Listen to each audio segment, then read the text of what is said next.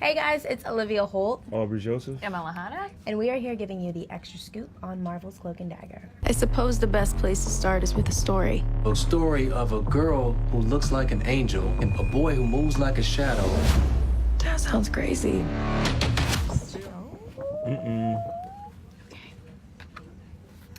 Okay guys, Yes. where do we pick things up in season 2? 8 months later. Yes. We basically pick up kind of where we left off, but as Emma just said, 8 months later. So you see O'Reilly, who's basically been scarred from what happened on the night of the, the night that we kind of saved New Orleans, which you'll see in the premiere. And we see Tyrone living alone in the church, who's kind of going crazy. And we have Tandy, who's kind of taking her life back, and her and her mom are going to group and trying to get their life together. So it's definitely a pretty huge switch. But yeah. Yeah, I think it's nice that the audience has kind of had the same time away from the characters as we have. Yeah, no, I totally agree.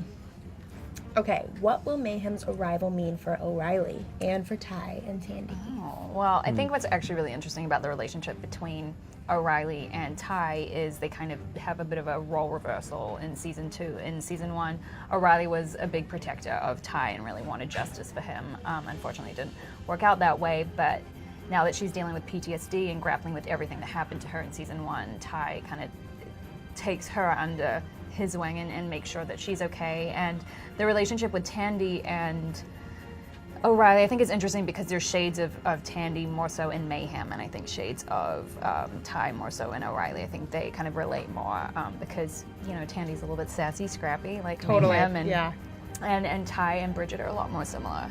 Yeah, I think the dynamics totally change once Mayhem is brought to the table. Yeah, absolutely, because I kind of get in there and meddle with you guys a little bit of a mess.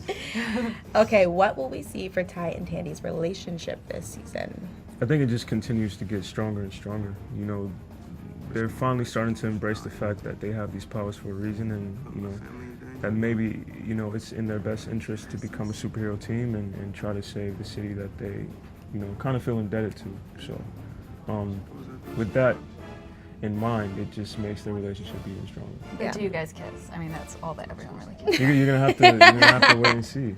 Gonna throw you guys for a loop with this question. Uh-oh. Do you think people will root for Mayhem and her vigilante style, even just a little? Yeah. I think so. I think that's the cool thing about Mayhem is she's not really a villain this season. I feel, and obviously this is, you can touch on this more, but I think especially with the relationship that she has with Ty and Tandy, she'll definitely challenge them in a sense on their opinions and their perspectives, and also the audience, the people who are watching. Yeah, it kind of challenges you on where your moral compass lies. Totally. If you agree with her or disagree with her. Yeah. Exactly. Yeah. Second question. This is a superhero show, but you also deal with some complex issues. What will you explore in season 2? Well, the biggest thing we explore is human trafficking, which I'm really excited for people to see because it's something that kind of gets shoved under the rug these days, and it's kind of, for some reason, people don't really know a lot about it. So it's great that we're able to be on a show that deals with these kids that aren't perfect but also have superpowers but are trying to tackle real life issues. Yeah, I think the number is something they don't know any exact number, but it's around 400,000 humans being trafficked in the United States, so it is a huge, huge issue. Yeah. It's modern day slavery, literally. Absolutely.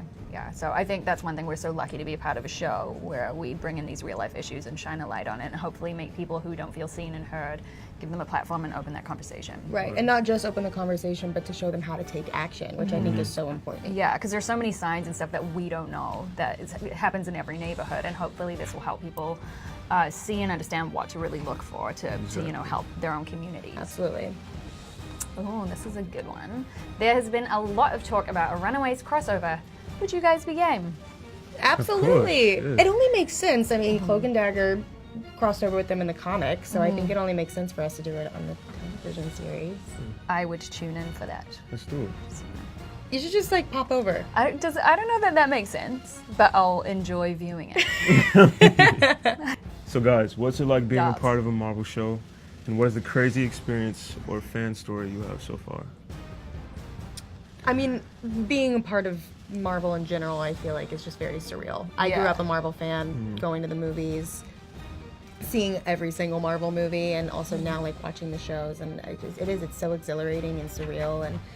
And what I love about like this particular, or these two particular characters, is that they're so relatable in a sense, and our show is so grounded and authentic that I feel like people can like really find and see themselves in these characters, which I love, and I feel like a lot of fans relate to that too. And I don't know if I've had any like crazy fan experiences. I mean, I know that a couple weeks ago we saw somebody dress up as my character from the first episode, which was really rad. But That's cool. and her and I got to talking, and she was like, I just like see so much of myself in Tandy, and I think that that's like really cool. And I mean that's just great storytelling. Yeah. Yeah, definitely. You didn't say my character was relatable. I'm a little offended. Is it because she's a bit too murdery? Maybe, maybe. Crazy fan experiences. I would say there's this really crazy girl, Olivia Holt, that like keeps following me. Interesting. Always And it's filming you really- too. yeah, it's Always. really- Yeah, no, it's really creepy. Actually, we were at IKEA getting stuff for my new apartment, and And Olivia Holt was there. no, no. Why didn't you invite us to come over and help build your furniture? Like It's a adult lot of Lego. work. Adult Lego. we can put in the work. Yeah. Yeah, Olivia watched me put my bed frame together. I did. Yeah. I helped too. So the guy was just being really nice to me for some reason. I was looking at Janelle. I was just like, why is this guy being so nice? So then we got to the register. He was like, you're gonna be at WonderCon next week, right? I was like, yeah. He was like, I'm gonna be there. Just like, okay, that's dope.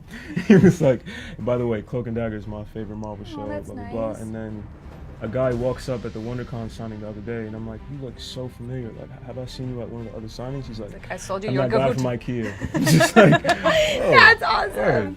Wait, I actually do have. I was meeting somebody for lunch, Mm-hmm. and I was driving, and I didn't know if it was the right area to park in on the side of the street. And I saw this guy pull in right in front of me, and Mm-hmm. he got out of his car, and I rolled down my window, and I was like, "Hey, can I park here? Like, do I have enough room?" And he was like, "You're from Cloak and Dagger." And I was like, "Yeah, but can I park here?" Like, is this good? He was like, "Honestly, no. Like, you have minimal room." I was like, "Cool." I love that he was like, nah. Spill the behind the scenes tea. Is it piping hot? Is it warm? I Is it could say green? it's lukewarm. Okay. You know, I don't know. Is there any behind the scenes tea? Like, what do? We eat vegan mac and cheese and mean- take 2 weeks to watch a movie because we always fall asleep 5 minutes It's in. true. It's Yeah. super true. Yeah. Aubrey never wants to hang out with us either. Oh my Yeah, God, that's the tea. Is guys. Aubrey actually secretly hates us. Yeah. God, I don't know why they keep doing this to me. But you don't hang out with us. The only time we hung out with you on a weekend was that time we FaceTimed you. He wasn't even really there. I know. It's okay. We get it. We Yeah. respect it. You We're- work we're a lot annoying. and like you're, tired. It's okay. It's okay. You're No embarrassing me judgment. in front of my friends. You're right. Come on. You're right. Sorry, guys. Sorry, friends of Aubrey. Are there any pranks in the group? Yeah.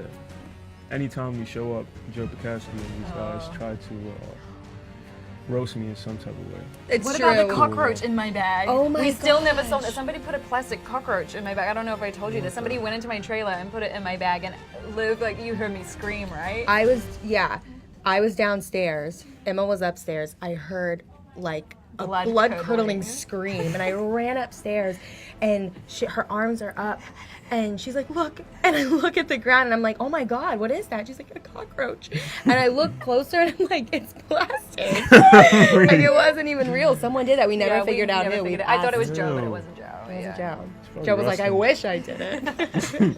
No, he was like, I'm too clever for that kind of prank, and I was like, that's true. Probably Shade just. to the person who put cockroaches in my bag. Yeah, come on, Rustin. Who's the most likely to forget a line or laugh? Are you serious? Yes. Wow. Yeah, who am I? Line? Wow. Line. Wow. Yeah. This is what we keep embarrassing me in front of my Yeah. friends. Okay. Crack up, though. Probably me. Yeah, probably you. Yeah. I laugh a lot. I need to cool it. I laugh a lot. I need to take a step back. If you could expand your character's powers, what would you want? Lying. Flying. Well, you said that. I think so too. Right? Like if Tandy could like throw daggers while flying, Ooh, that would be so cool. that would be rad.